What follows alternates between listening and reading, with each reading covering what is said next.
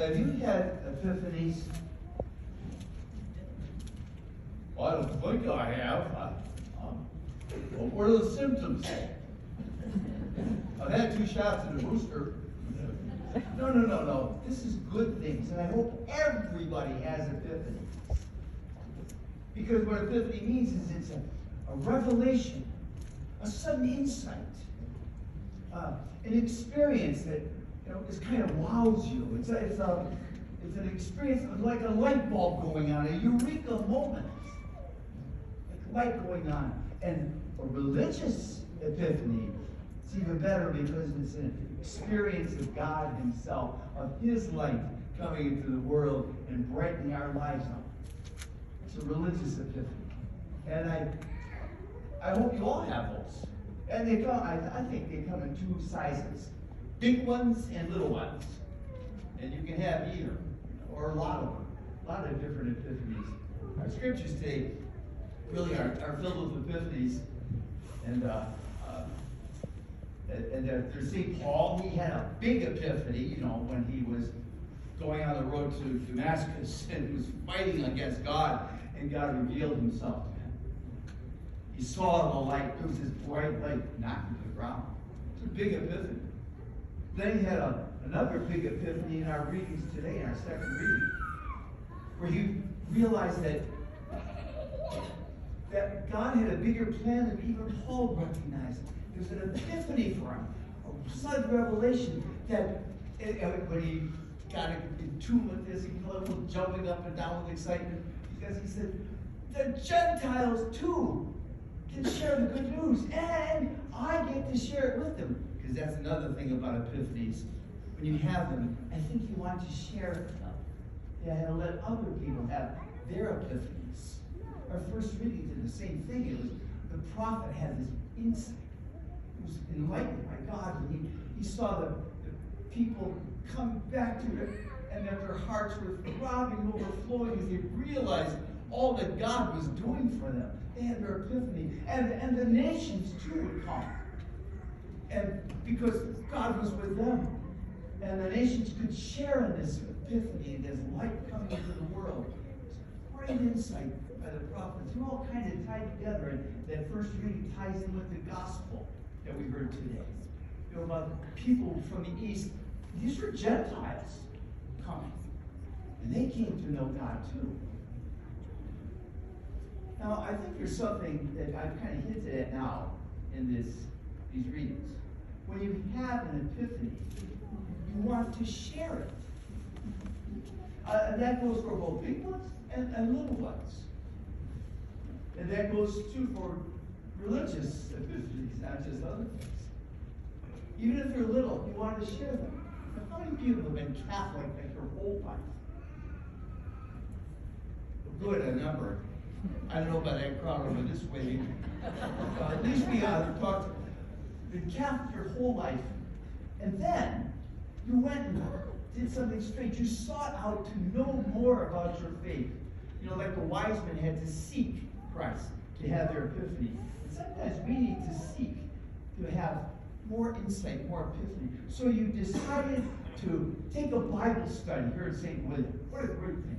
Or maybe some other insight classes. And when you're doing it, you said, I never knew this stuff. How come I wasn't taught this before? Well, you probably were, but it didn't hit you then. But now you've got this epiphany, you've seen it, and you want to share it with others. That's the way epiphanies work, whether they're big ones or little ones. And today we're celebrating the feast of the Epiphany. It's a big one. That God sent His Son to save us. And we're celebrating this in Christmas, all the Christmas stories, celebrating the wise men coming, celebrating the shepherds coming, realizing that they felt others. Others are, the scriptures say, and all who heard of it were astonished at what the shepherds told them. You see, we have epiphanies when our hearts are open and, like the first reading says, throb and overflow. We want to share them with others so they can have their epiphanies.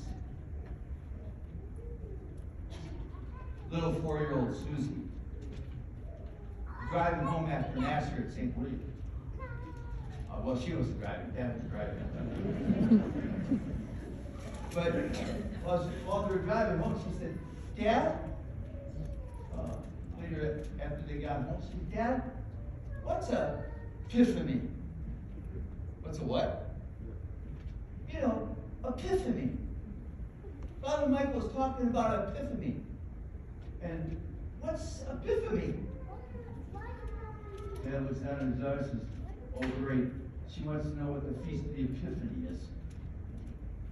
And he's right now thanking God that he has such a precocious and intelligent child. He's also thanking God they no longer call January 1st the Feast of the Circumcision. But he doesn't really know what Epiphany is to himself too much, so he does what every good dad would do at this point. He says, go ask your mom. And Susie says, I already did. She said, ask you. Okay, you stop. She says, well, Susie, when we don't know something, what we do is we look it up. So let's look this up. And he gets out the dictionary, opens it up, and reads through it. Epiphany. A manifestation. Susie's not too impressed. So what he does is then he says, okay, Susie, let me tell you a story. So she comes in, cuddles up on his lap, and he says, once upon a time, there was a world filled with darkness and hate. God didn't like that. So he sent his son, Jesus, to bring the light into that world filled with darkness. And there were people that saw that light and followed it. They wanted to have light and life and love. So there were some shepherds who saw this star in a dark sky. They followed it and found Jesus. And they were overjoyed. And they told others about the light. That was an epiphany for them. And wise men came from far away because they too saw the light and they wanted to know more. So they came and they found Jesus. And they were so grateful that they gave great gifts to him: gold, frankincense, and myrrh. Great gifts.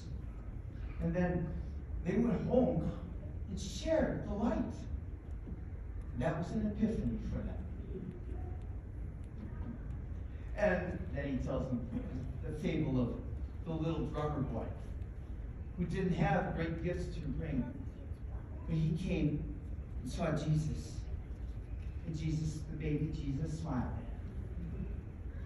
at him. And there were others, though, that didn't want the light. He tells Susie the story of an evil king who wanted to kill the baby. And he did not have an epiphany. And there were others that knew about the baby, but they didn't bother. And they didn't have an epiphany. But for all those who did, a light has come into their life. You remember, Susie, when you were little? She's only 4 now. When you were little and you were asleep in your room, and you woke up and you were frightened because it was dark and you were alone. And then your mom came into the room and turned on the light because she heard your tears. Well, that's how the whole world felt until God sent his son and turned on the lights. And you knew that you were loved and you were happy. Your mom loved you. Well, Susie, God loves us. And that's an epiphany. Susie's quiet for a moment.